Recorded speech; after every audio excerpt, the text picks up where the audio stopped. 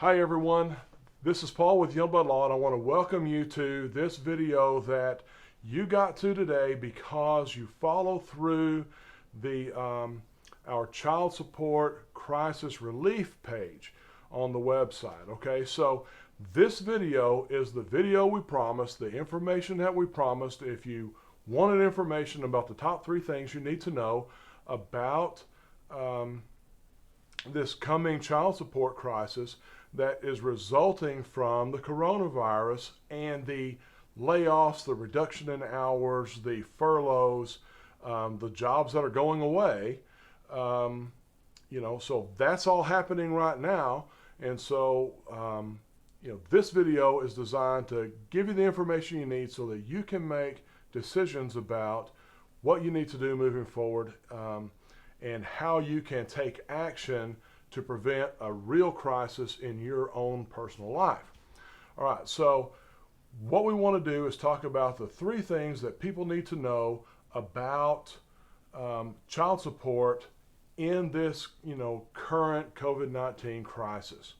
So I want to address each of these topics individually, and y'all, just so you know, this video is designed to put information out for you in a timely manner. I could have spent days or weeks getting all this, professionally produced and had all this nice music and have, fade-ins and cutscenes and all that fun stuff, okay? But what I'm trying to do is get the information out. Sometimes perfection is the enemy of the done, okay? So is this a perfect video? No. Is it out there to help you? Yes. Okay, so that's why I want to get it out there. And I want to make sure that it has the best information available for you right this second. So here we go. The first thing that I think people need to know is there's not going to be forgiveness for unpaid child support during this coronavirus scare. All right? So I know that there's a lot of custodial, that is non-custodial parents, or what the Attorney General calls the obligor, who are going to owe money for child support, and they're going to think, hey, we've got this, I lost my job because coronavirus, that's 100% not my fault, and the court's going to have some mercy on me if I skip a couple of child support payments or so, okay? No, I don't think that's going to happen, and I can tell you why it's not going to happen. First, child support is not a debt, it's a duty. So when you hear these things on the news where they're saying there's people who, like the government is going to stop renters from getting kicked out or evicted if they don't pay their rent, or the banks are going to be, the feds are going to slow the banks down on foreclosing people if they lose their job because of coronavirus and they can't pay their mortgage. So I know there's some talk about that, so why can't we just use that same kind of thing on child support? The difference is this. You have a contractual obligation with your mortgage company or your landlord, but you have a legal duty to support your children, right? And so the duty is not going to go away just because your job goes away, right? You can always move out of your apartment and move into a cheaper apartment. You could sell your house. You can control where you live. You can't control whether you have a duty to your children, all right? So the courts are not going to cut you a break on that, all right? Let's talk about another aspect of child support. The courts take child support so seriously here in Texas that child support survives even after you die. If you have a child support arrears, those arrears will survive you. So when you die, the Attorney General's office can actually come after your estate for the child support that you should have paid had you still been living, right? So in other words, you can't escape this duty even by dying. You can't discharge it in bankruptcy. It's not a debt, it's a duty. However, all that said, child support is the closest thing we have in this country to a debtor's prison. You can go to jail for not paying your child support. And in Tarrant County, down on the first floor of the family court building, is the various 4D courts. Those are child support courts for cases that the Texas Attorney General brings on behalf of an obligee, or actually on behalf of the state, which is usually in alignment with the obligee, the custodial parent, and the Attorney General goes to get the non-custodial parent to pay child support, right? Those 4D courts are where that goes down. Now, those judges in Tarrant County, there are 3 of those judges down there who handle those cases. They put parents in jail all the time. Day in, day out, week in, week out, month in, month out, their parents going to jail for unpaid child support. And I will just tell you that the idea that you could go to court and say, hey, judge, I lost my job because of the coronavirus. It's not my fault. The judge is going to have no sympathy, because just last week there was someone who said, hey, judge, I lost my job because the price of oil went down. I lost my job. And the week before that, there was someone said, hey, judge, I lost my job because my boss is a pain and he fired me. It wasn't my fault. I'm telling you, people go to jail all the time. If all you had to do was say, hey, judge, I lost my job, and not go to jail, nobody would ever go to jail. Okay, but we know that people go to jail all the time, so I'm just telling you the courts are going to have no mercy on that. All right, I want to talk about something else here. Right, there's been economic downturns in the past. Right, we had the big recession starting in 2007, 2008. And the market fell out, and the price of homes dropped, and people couldn't get credit and everything else. Right, people were going to jail during that time too. The courts have dealt with economic struggles before, all right? And they're going to continue to deal with them. You can't go into court and expect mercy.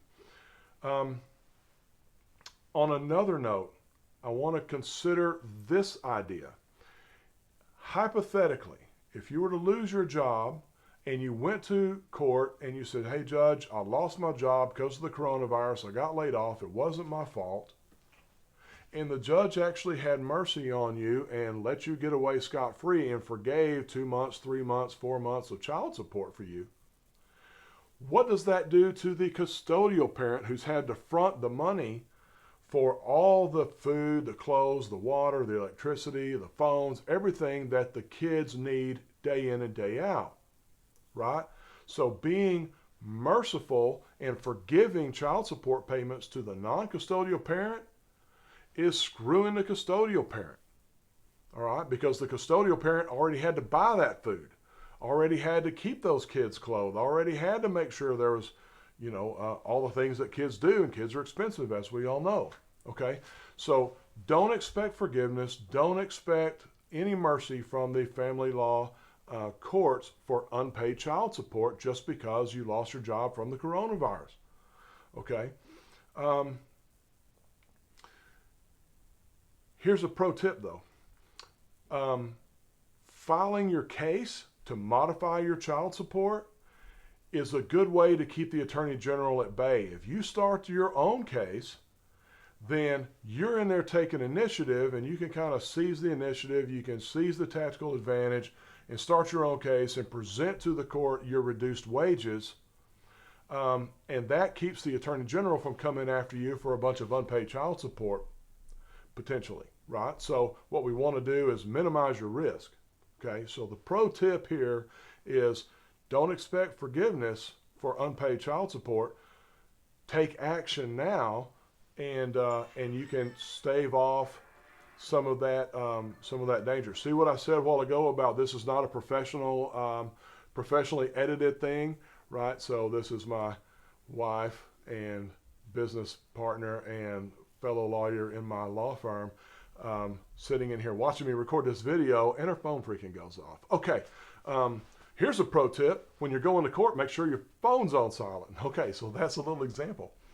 All right, but back to the 3 things you need to know. The second thing you need to know is, if I go ahead and take your advice, Paul, and I start this case to modify my child support, when do I see the relief? Because right now I lost my job. I don't have money to pay my rent. When do I get the relief? Probably in 2 or 3 months. Okay, that's when the relief comes. So So what does that mean for you? That does not mean that you should wait 2 or 3 months to take action. You should go ahead and take action now, and here's why. Because if you file today to modify your child support amount,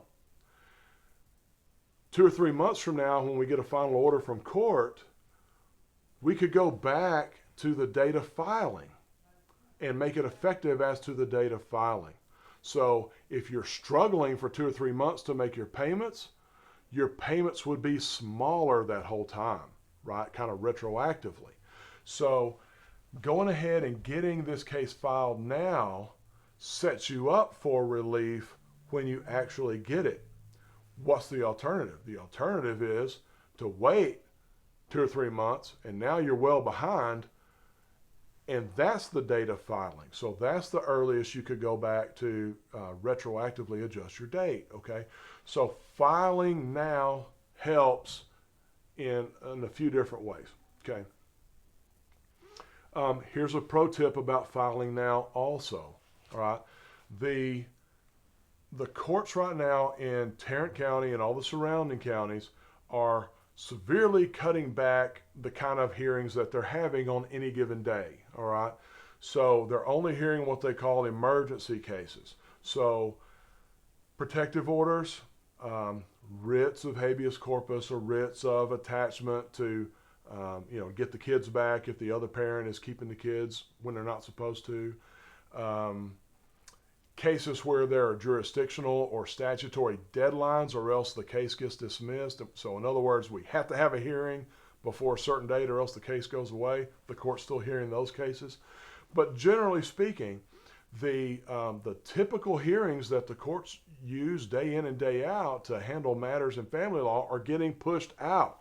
Temporary orders hearings, modifying temporary orders, adding additional temporary orders, even temporary restraining orders, which Tarrant County usually hears within 14 days of the filing of a case, are being pushed out. Tarrant County has currently issued emergency standing orders, which is unheard of in this county. So they're not hearing most cases. And in fact, not all the courts are even open on any given day.